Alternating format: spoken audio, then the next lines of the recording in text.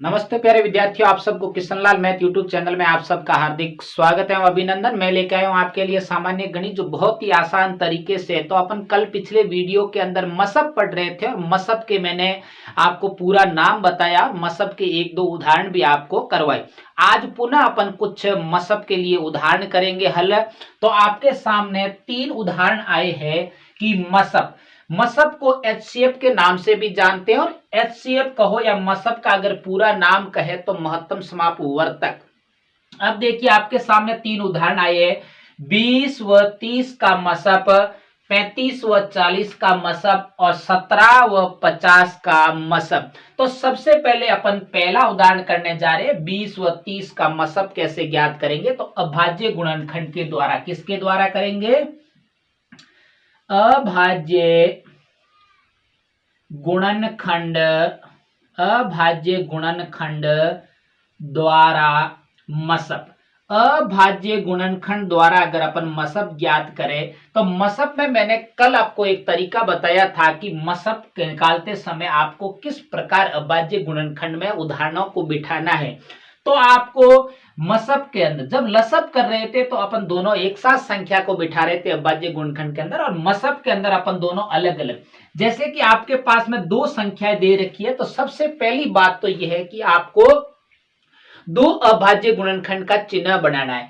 तो देखिए सबसे पहले नंबर 1 पे अगर बात की जाए तो पहला अभाज्य गुणनखंड का चिन्ह, और नंबर 2 पे बात की जाए तो दूसरा अभाज्य गुणनखंड का चिन्ह।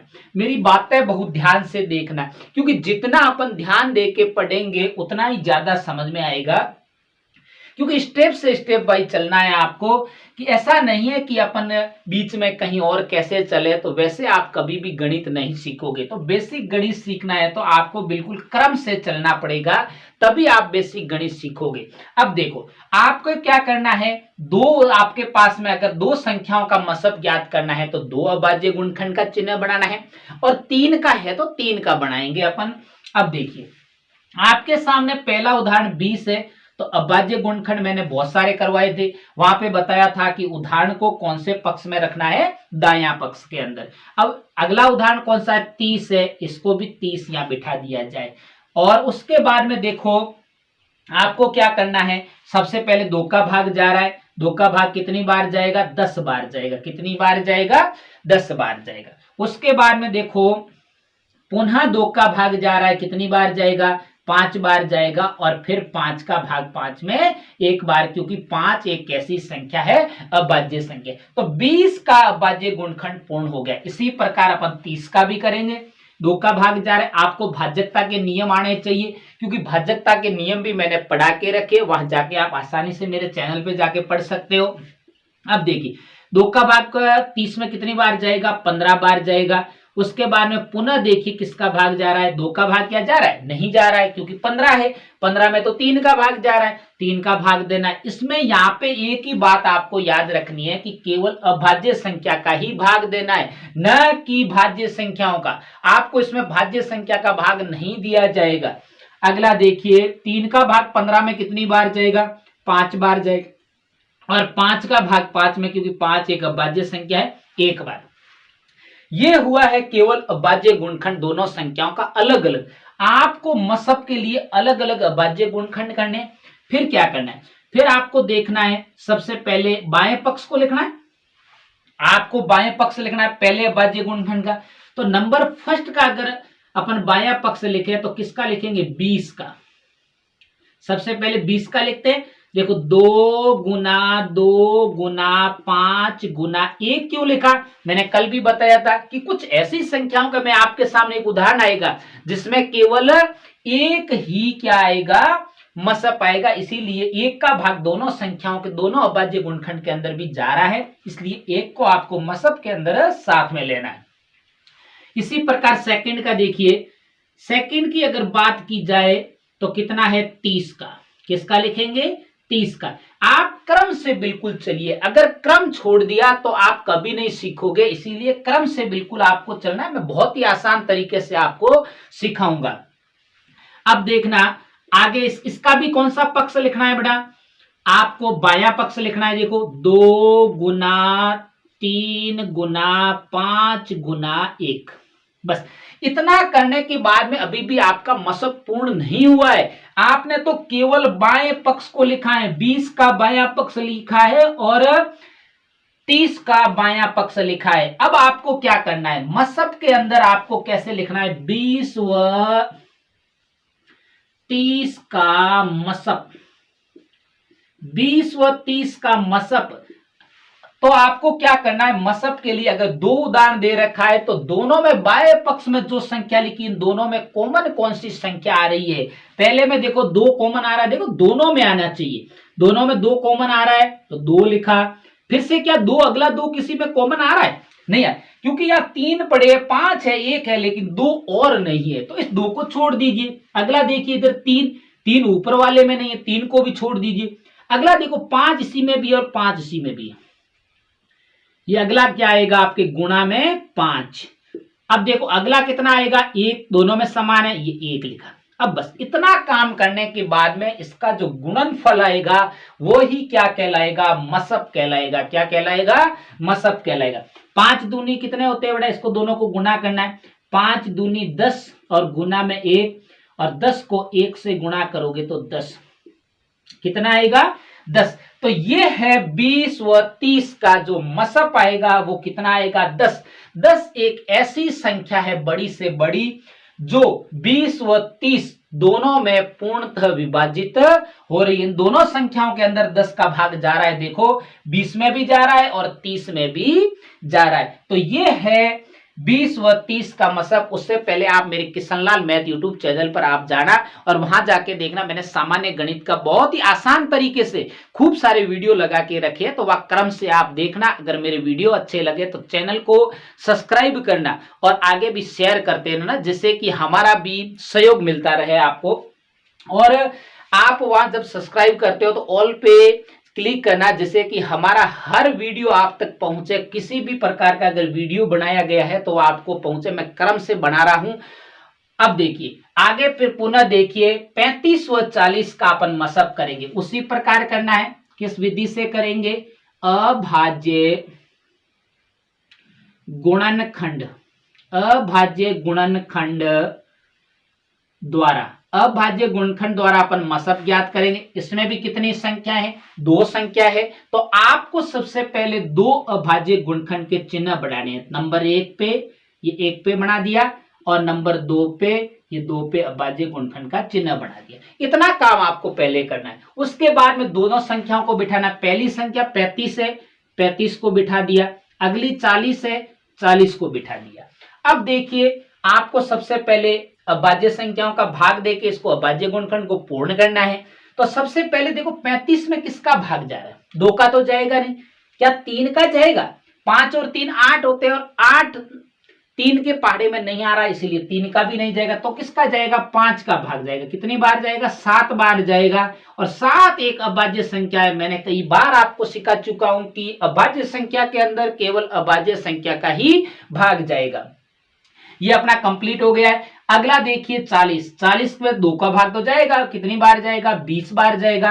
पुनः देखिए 2 का भाग 20 में जा रहा है, 10 बार जाएगा। वापस देखिए 2 का भाग जा रहा है, कितनी बार जाएगा, 5 बार जाएगा। और फिर से देखो 5 का भाग 5 में 1 बार जाएगा। ये हो गया 40 का अभाज्य गुणनखंड।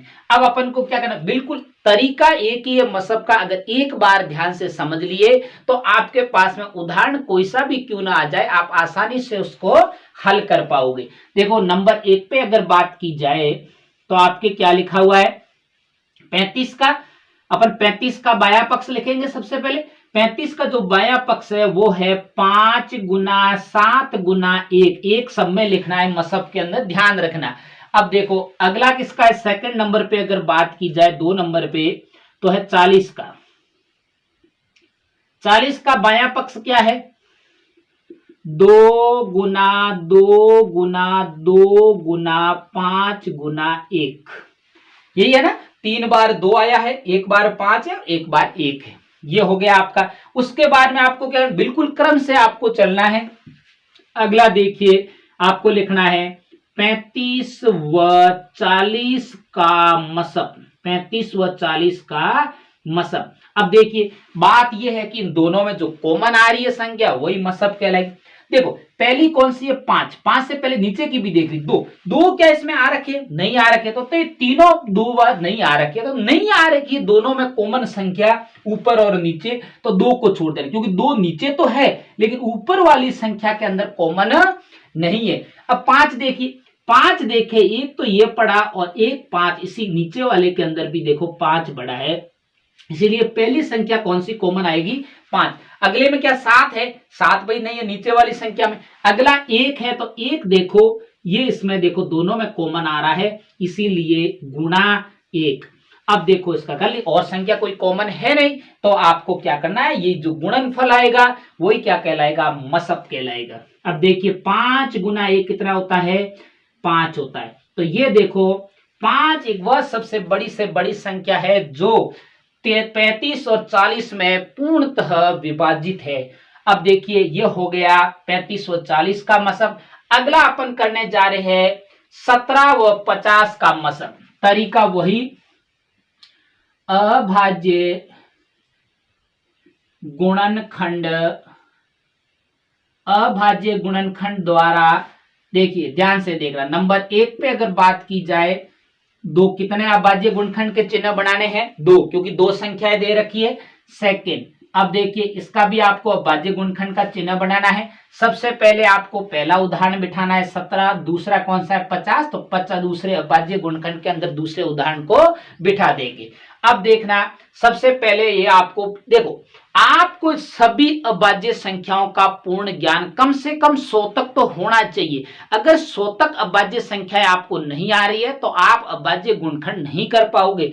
तो आप मेरे किशनलाल मैथ यूट्यूब चैनल पर आप जाना, और वहां मैंने अभाज्य संख्याओं की परिभाषा और 1 से 100 तक सभी अभाज्य संख्याओं की चर्चा करके रखी है, तो वहां से आप देख लेना। तो 17, देखो ऐसी संख्याओं को आपको सीधा सोचना पड़ेगा। 17 एक कैसी संख्या, अभाज्य संख्या, इसीलिए अभाज्य संख्या में केवल अभाज्य संख्या का ही भाग जाएगा, अन्य कोई संख्या का इसमें 17 में भाग नहीं जाएगा।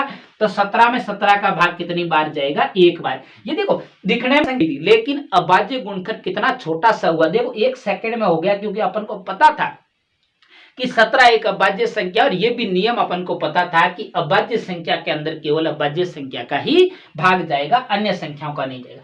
अब देखिए यहाँ 2 का भाग जा रहा है, क्योंकि 50 में इकाई का अंक कौन सा है, 0 है, 0 में 2 का भाग जाएगा। अब देखो 50 में 2 का भाग कितनी बार जाएगा, 25 बार। अब देखो 25 में 2 का तो नहीं जा रहा है, 3 का भी नहीं जा रहा है, तो किसका जाएगा, 5 का भाग जाएगा।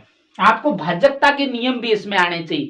विशेष बात यह है कि भाजकता का नियम भी मैं पढ़ा चुका हूं, तो वहां जाके आप आसानी से देख सकते हो। अब देखो 5 का भाग 25 में कितनी बार जाएगा, 5 बार जाएगा, और पुनः 5 का भाग 5 में 1 बार जाएगा। अब आपको क्या करना है, वही प्रक्रिया अपनानी है। सबसे पहले किसका लिखना है, नंबर 1 पे लिखना है 17 का। 17 का अपन लिखते, कौन सा पक्ष लिखना है आपको, बाया पक्ष लिखना है। तो बाया पक्ष में कौन सा है, 17 गुना 1। और अगला कौन सा है, देखो सेकंड नंबर पे अगर बात की जाए तो 50 का है। तो 50 का आपको कैसे लिखना है, देखो ये वही लिखना है आपके पास में बाएं पक्ष में जो संख्या 2 गुना 5 गुना 5 गुना 1। अब देखिए आपको क्या करना है, अगला स्टेप ये है कि दोनों का अपन को तो मसब चाहिए, 17 व 50 का मसब, 17 व 50 का मसब। अब देखना क्या 2 को दोनों में कॉमन है, 2 नहीं आ रहा है, तो क्या 5 कॉमन आ रहा है, 5 ऊपर वाले में नहीं, ये भी 5 ऊपर वाले में नहीं है, लेकिन ये 17 क्या है, 17 भी ये भी कॉमन नहीं आ रही है। तो कौन सी संख्या कॉमन आ रही, 1 कॉमन आ रहा है इन दोनों में। तो आप देखना कि इसका जो मसब होगा 17 व 50 का मसब होगा वो कितना होगा, 1 होगा। 1 वह सबसे बड़ी से बड़ी संख्या है जो 17 और 50 में पूर्णतः विभाजित है। तो ये देखो आपको एक बात याद रखनी है, ध्यान रखना, तभी हम 1 ले रहे थे कि ऐसी कोई संख्या है जिसमें कोई संख्या कॉमन नहीं होती है, तो उस समय आपका जो मसब होता है वो कितना होता है, 1 होता है। तो और भी मैं आपके लिए मसब के उदाहरण कर लेके आऊंगा अगले वीडियो के अंदर। तब तक आप मेरे किशनलाल मैथ यूट्यूब चैनल पर बने रहे और भी आप उदाहरणों का प्रयास करते रहे। नमस्ते।